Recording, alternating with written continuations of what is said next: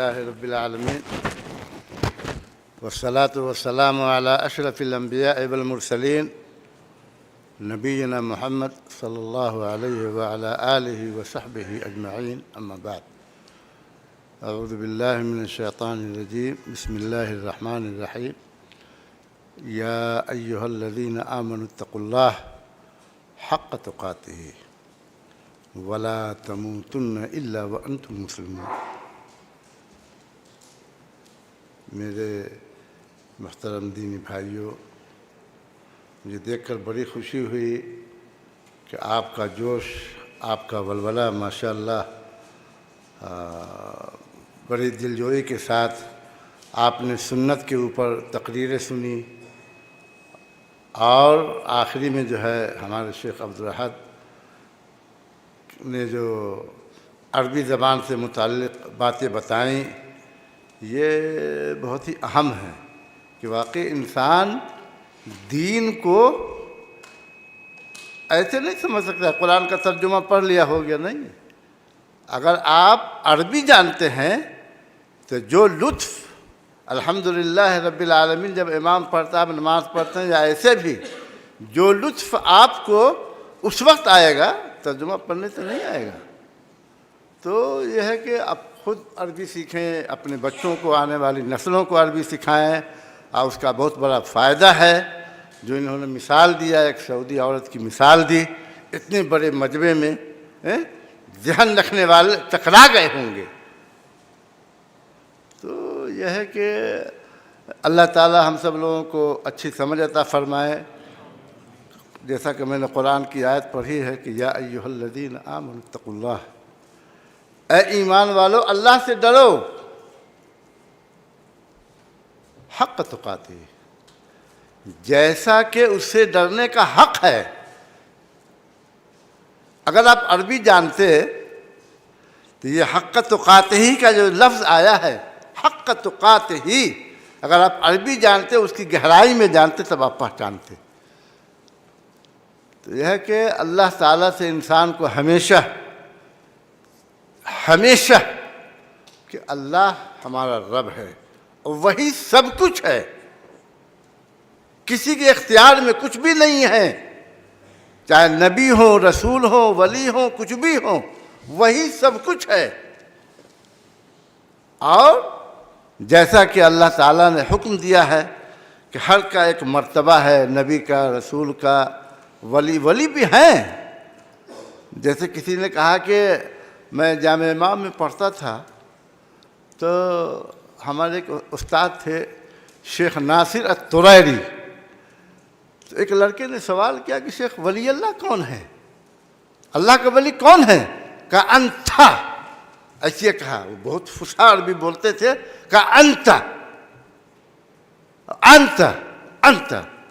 کہا کہ شیخ سمجھ میں نہیں آیا۔ کہا پڑھو قرآن کی آیت، کہا الا ان اولیاء اللہ لا خوف علیہم ولا هم یحزنون، کہ اللہ کے ولی وہ ہیں جب وہ اس دنیا سے رخصت ہوں گے، موت تو سب کو آنی ہے، جبریل امین جو ملک الموت روح نکالنے کے لیے آتے ہیں، ان کی بھی موت ہوگی۔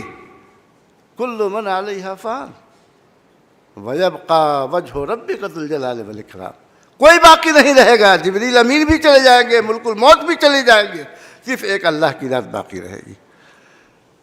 تو کیا کہتے ہیں کہ انہوں نے کہا کہ پڑھو قرآن کی آیت الا ان اولیاء اللہ لا خوف علیہم ولا هم یحزنون، کہ جب وہ اس دنیا سے رخصت ہو کر کے جائیں گے، اور جب قیامت کا دن ہوگا، نہ یہ آسمان ہوگا، نہ زمین ہوگی، نہ چاند ہوگا، نہ ستارے ہوں گے، نہ سیارے ہوں گے، نہ یہ پہاڑ ہوگا، نہ سمندر ہوگا، کچھ بھی نہیں ہوگا۔ جو آپ نے قرآن میں پڑھا ہوگا کہ ایسی خطرناک آواز ہوگی قیامت کے دن کہ گبھن اونٹنی جو اپنے بچے کو جن دیں گی، پیٹ سے اس کے بچے نکل جائیں گے۔ تو کہا لا خوف علیہم، کہا کہ ان اللہ والوں کو کون اللہ والے؟ لا خوف علیہم ولا هم یحزنون، ان کو کسی طرح کا نہ کوئی خوف ہوگا، نہ غمگین ہوں گے، نہ پریشان ہوں گے۔ کیا کہا؟ الذین آمنوا، وہ لوگ جو ایمان لے آئے، جس نے اپنے رب کو پہچان لیا، اپنے رب کو رب مان لیا کہ وہی سب کچھ ہے، اس کے علاوہ کوئی کچھ نہیں ہے، اور اس کی عبادت میں لگے رہے۔ تو کہا الذین آمنوا، وہ لوگ جو ایمان لے آئے، وکانوا یتقون، اور کہا کہ اللہ سے ڈر گئے، اللہ کے پیارے حبیب جناب محمد الرسول اللہ صلی اللہ علیہ وسلم کی بتائے ہوئے طریقے کے مطابق اپنی زندگی گزارنے لگے، یتقون، تقوی والے ہو گئے۔ اور میں بھی یہی کہتا ہوں، قل ان کنتم تحبون اللہ فاتبعونی، جیسا کہ ہمارے شیخ نے بڑے واضح طور پہ سنت کے مطابق احادیث کی روشنی میں جو بتایا ہے، تقریریں کی ہیں، تو اللہ تعالیٰ خود کہتا ہے، قل، اے نبی، اے امام الانبیاء، آپ کہہ دیجئے اگر تم یہ چاہتے ہو کہ میرا رب مجھ سے پیار کرے، محبت کرے، ہم سے راضی ہو جائے، فاتبعونی، میری پیروی کرو، ہر حال میں میری پیروی کرو۔ اور نبی صلی اللہ علیہ وسلم نے کی زبان مبارک سے اللہ تعالیٰ نے کہلوایا، اپنی طبیعت سے کوئی بات نہیں کہی، اللہ تعالیٰ نے ان کو کہلوایا۔ تو یہ ہے کہ اللہ سے ڈریں ہم لوگ۔ اور حدیث قدسی میں آتا ہے کہ اللہ کے نبی صلی اللہ علیہ وسلم نے فرمایا کہ یہ آدم کے بیٹے اگر گناہوں کا انبار لے کر کے اللہ تعالیٰ کے یہاں حاضر ہوں گے، چاہے وہ گناہ سمندروں کے جھاگ کے برابر ہو، لیکن شرط ہے